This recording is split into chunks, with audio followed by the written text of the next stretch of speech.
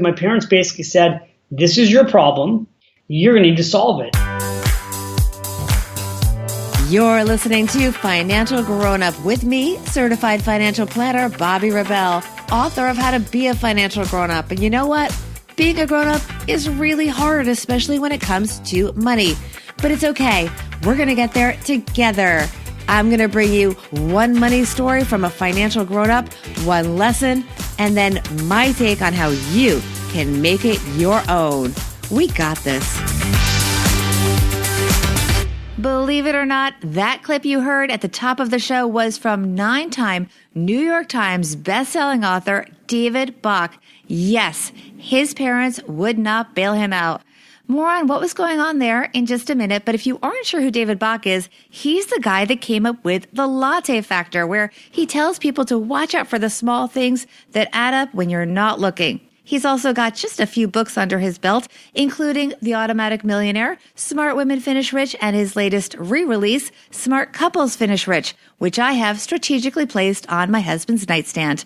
I have been a huge fan for years and even gave David Bach a shout out in my book, Financial Grownup.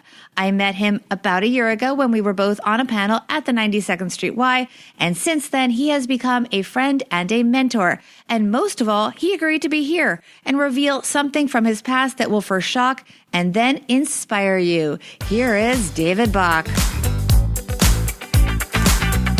David Bach, Financial Grownup, welcome to the program.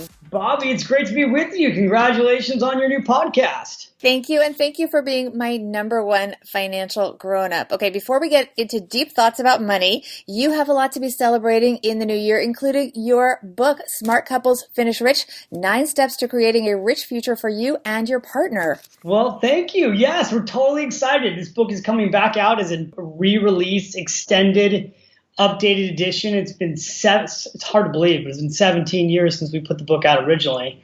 It was the number one paperback book of 2004. So super excited to share this book again with a whole new generation of couples that, want to learn how to be smart with their money. It's going to be really fun. All right, big hit of 2018, but let's get to your financial grown-up moment because we know that grown-ups learn from those who have succeeded. You certainly have. Share a money story with us, David. My real money grown-up moment happened in college. I went to USC.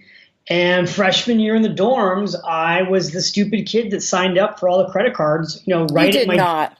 I did. I still can't believe this. I know. They were handing out bike locks and they were handing out T-shirts and back in the day a dictionary. That tells you how long ago it was. And so I signed up like everybody else did with my student ID. And then, a few weeks later, I had 3 credit cards that had been sent to me, and they were small cards. They were like $500 each, I think, at the time. But I remember... But you had no income, right? You had no income. To be clear. Well, of course not, right? I'm a freshman in college, but they gave everybody at college a credit card. And, that's what they do. It's a complete scam. And they market on campus and they get you early, and they got me. And I was stupid. In retrospect, I was just a dumb kid. I started using those credit cards and then I maxed them out and I was making minimum payments. So I thought I was doing everything okay. But then as soon as I maxed out those credit cards, they actually increased my limit. I kept using them, and before I knew it, I couldn't make the minimum payments, and I had $5,000 in credit card debt. And I had to come home for the holidays, and this was sophomore year. I came home for the holidays, and I remember I didn't know how to tell my parents that I needed help, and I finally sat down with my dad and said, "Dad, I really have to talk to you." And my dad had an office. I handed him the credit card bills, and I was kind of shaking as I did it because I was so sick over what I had done. And I said, Dad, I've got a real problem. I go, we have a problem on our hands. We have a problem. We have a problem on our hands. And I handed him the bills. And, Bobbi, you've never met my dad, but my dad's a great guy. But he looked at those bills and he handed them right back to me. And he said, "Son, we don't have a problem. You have a problem." And I said, Dad, what do you mean? He goes, "I want you to tell me whose name is on the top of those credit cards." And I said, "Well, my name." He said, "Do you see my name anywhere on these credit cards?" And I go, "No." He goes, "Exactly. We don't have a problem. You have a problem." Oh, no. That was my wake up moment because that motivated me as a sophomore to become an entrepreneur because I realized I'm going to have to make more money than I can make with a minimum wage job. And so I ultimately, the good news is I ultimately did become an entrepreneur sophomore year in college. I started selling T-shirts at the football games and on campus and to the fraternity and sororities, and became an entrepreneur in college in an effort to get myself out of credit card debt. Okay, so David, so what is your lesson that you want to share with everyone from this? Besides, obviously, do not get into credit card debt in college. We know that. The lesson I learned at a young age is that, honestly, credit card debt is really, really bad debt. You have to avoid credit card debt like the plague, like a cancer, I think. And I will tell you that I got myself out of credit card debt. I got myself back into credit card debt a second time. Unbelievable. By the time I was a senior, I was like, okay, I really, really need to learn these lessons. And I did. I finally cut up all my credit cards, went to a debit card and a cash management card, like an American Express card, where I had to pay it off every month. And I have never carried credit card debt since the age of 21. I have avoided borrowing money for over 3 decades. Wow. And that's worked for me. You know what? That's a conservative way to go through life, but I'm a big believer that there's really actually no such thing as good debt and bad debt. There's only debt. And if I'm going to borrow money and you're going to borrow money, my recommendation is you borrow money to buy something that can go up in value. Don't borrow money that the moment you buy it, it goes down in value. David, give us a money tip. Every month I'm making a goal to cancel one thing if we're really not using it. So last month, my gym membership just got let go. That was $206 a month. So here, let's take my little handy dandy calculator. Let's just figure out 206 times 12.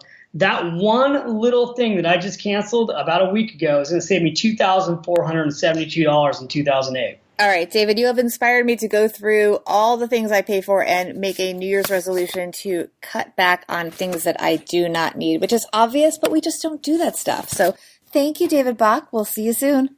You're welcome, Bobbi. Have a great day. I am a huge David Bach fan, but I'm going to add my take, and David may not totally approve. He is right. Credit card debt is the worst.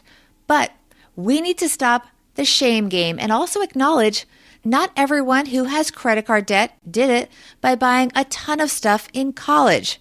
Maybe you or someone you love had a healthcare emergency. Maybe you lost your job. Maybe you blew through an emergency fund. The point is, it happens. It is not always because you did something wrong. Maybe you didn't buy a ton of stuff. And the other reality, even though there are ways to pay it off, like the snowball where you pay off the smallest balance first, there's also the avalanche where you pay off the highest interest rate debt first. That can also work well if you can do it. But there is something more you can do that is controversial, but I'm going to put it out there as an option, and this may upset some people. I'm going to talk about some Band-Aids. Let's say you not only have the debt, but being honest. It is not going to be paid off anytime soon. You just don't have the cash flow to do the snowballs and the avalanches or whatever. It's not happening. Sometimes the most grown-up thing to do is to be realistic and slap a Band-Aid on. Buy some time. So grown-up option number 1. If you have good credit, say yes to one of those offers to transfer the balance to a zero-interest credit card. Look for one that does not charge a fee, because those can be as much as 5%. They're out there. That can also buy you a year or more to pay it off without also paying that 20% plus in interest. But you have to be a grown-up here, and you have to realize the debt is still there. It is just not as painful. But this way, your payments are going to the debt, not to the interest. Just don't go write up charges on credit card number 1 again. Grown-up option number 2. The home equity line of credit or home equity loan. Again, debt not going away. But, for example, I just got an offer for 2.99% interest on a HELOC. If you move the debt over to a home equity loan or a line of credit, you are paying a lot less in interest. You still have the debt. You're paying a little bit in interest, but not over 20%. And again, it is less painful. Band-Aids, not solutions, but just something to think about. That is a wrap. Thank you so much for joining me. This has been a sneak peek episode of Financial Grownup. All right, we have one quick ask before we head out. We need your support and especially your feedback. Hit the subscribe button, please. And in the comments, tell tell us what you liked and maybe what you want to hear more of on this podcast, including who you'd love as a guest. I hope you enjoyed the show and that we all got one step closer to being financial grown-ups. Financial Grownup with Bobbi Rebell is a BRK Media production.